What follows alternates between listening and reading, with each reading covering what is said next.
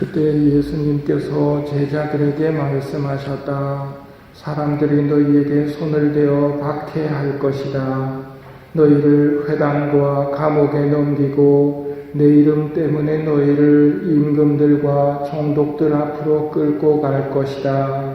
이러한 일이 너희에게는 증언할 기회가 될 것이다.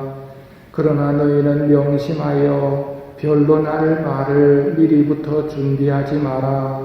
어떠한 적대자도 맞서거나 반박할 수 없는 언변과 지혜를 내가 너희에게 주겠다. 부모와 형제와 친척과 친구들까지도 너희를 넘겨 더러는 죽이기까지 할 것이다. 그리고 너희는 내 이름 때문에 모든 사람에게 미움을 받을 것이다. 그러나 너희는 머리카락 하나도 잃지 않을 것이다. 너희는 인내로서 생명을 얻어라. 오늘 독서에서는 하늘나라에 들어가는 사람들, 즉 승리한 사람들이 노래를 부르고 있습니다. 전능하신 주 하느님, 주님께서 하신 일은 크고도 놀랍습니다. 민족들의 임금님, 주님의 길은 의롭고 참되십니다. 주님을 경외하지 않을 자 누구이며 주님의 이름을 찬양하지 않을 자 누구입니까? 정녕 주님 홀로 거룩하십니다. 주님을 경외하지 않을 자라고 했는데 경외가 무슨 말입니까? 존경하는 마음으로 두려워함입니다. 예전에는 두려워함이라고 아예 설명을 했는데 두려워하면 공포 속에서 두려워함이 있기 때문에 경외라는 말로 바꿨는데 문제는 경외하면 두려움이라는 게 피부에 잘 와닿지를 않습니다. 주님을 두려워하지 않을 자 누구이겠습니까? 주님을 모르는 사람이 주님을 두려워하지 않습니다. 주님을 경외하지 않을 자 누구이며 주님 이름을 찬양하지 않을 자 누구이겠습니까? 주님을 모르는 사람입니다. 즉, 이 노래를 부르는 사람들은 주님을 좀 아는 사람들이 부를 수 있는 노래이고 주님을 아는 사람들이 승리하고 하늘나라에 들어가게 됩니다. 반대로 주님을 모르면, 하느님을 모르면 하늘나라 들어가기가 어렵습니다. 이 세상에서부터 승리할 수가 없기 때문입니다. 두려워해야 될 분은 두려워하지 않고 엉뚱한 것들을 두려워하면서 세상을 살다가 망해버리는 거죠.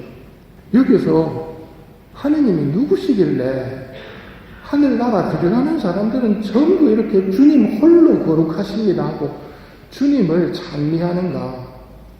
나는 주님을 알고 있는가? 여러분 혹시 좋아하는 성인이나 존경하는 성인들이 있으십니까?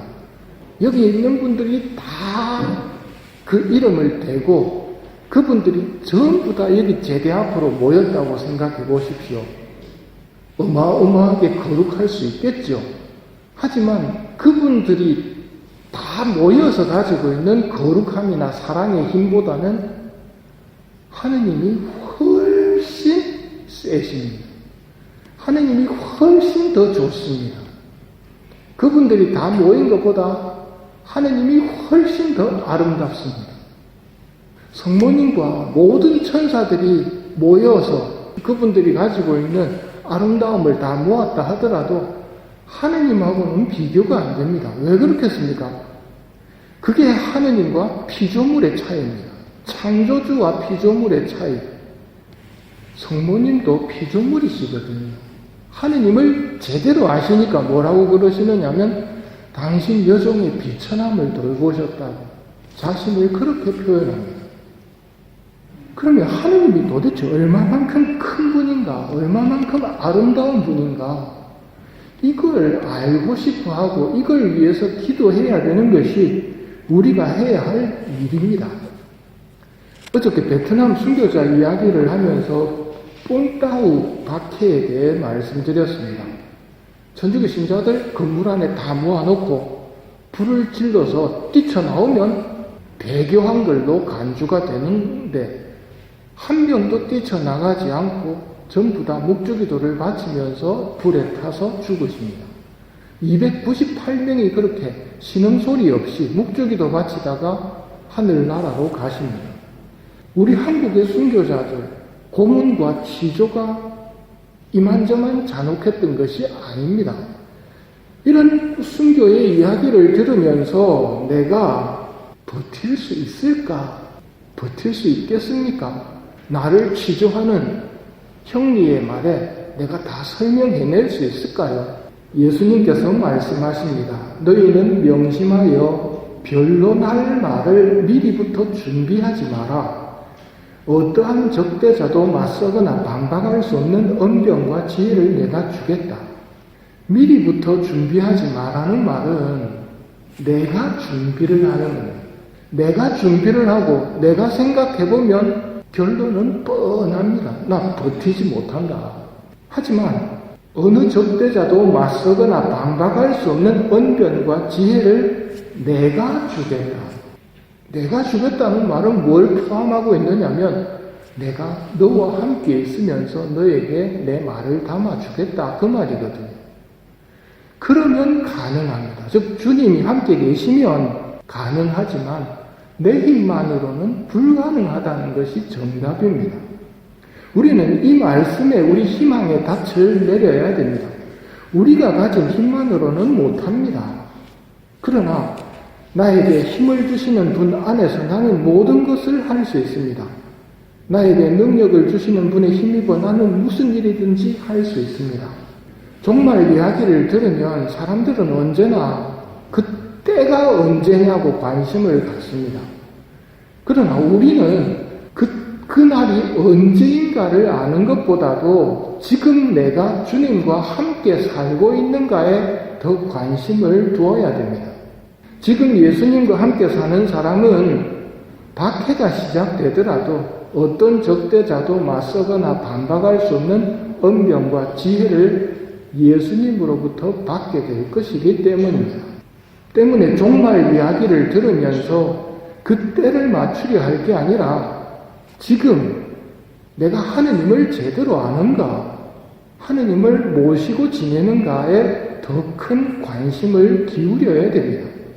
내가 하느님을 모시고 있고 하느님을 제대로 알고 하느님과 함께 하는가를 알 수 있는 가장 쉬운 방법이 가지가 나무에 붙어 있다면 수액을 끊임없이 주고받는 것처럼 내 기도가 끊임없이 이어지는가를 보면 알 수 있다고 말씀드렸습니다.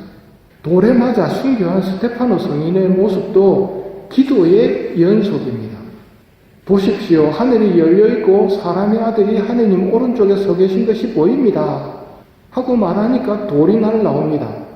그 순간 주 예수님 제 영을 받아주십시오 하고 무릎을 꿇습니다. 그리고 큰 소리로 주님 이 죄를 저 사람들에게 돌리지 마십시오 하고 순교하십니다. 스테파노 성인의 언변은 그 적대자들이 반박할 수 없는 언변이었습니다. 그러니까 더 화가 나가지고 돌을 던져버립니다. 그런데 화가 나서 돌을 던지는 그들을 사랑하고 용서하는 기도를 바치면서 세상을 떠나는 스테파노 성인의 모습은 예수님을 참 많이 닮아 있는 모습입니다. 너희는 내 이름 때문에 모든 사람에게 미움을 받을 것이다. 그러나 머리카락 하나도 잃지 않을 것이다. 너희는 인내로서 생명을 얻어라. 이 말이 그대로 순교자들에게 적용이 됩니다. 악을 악으로 갚지 않고 미움을 미움으로 갚지 않고 사랑으로 용서로 덮어주면서 그들을 위해 기도하는 모습, 이것이 진짜 순교자들이 승리자라는 것을 보여주고 있는 것이고 그분들은 지금 생명을 누리고 있고 영원히 누릴 겁니다. 머리카락 하나도 잃지 않을 거라는 예수님의 말씀이 말 그대로 이루어지는 겁니다.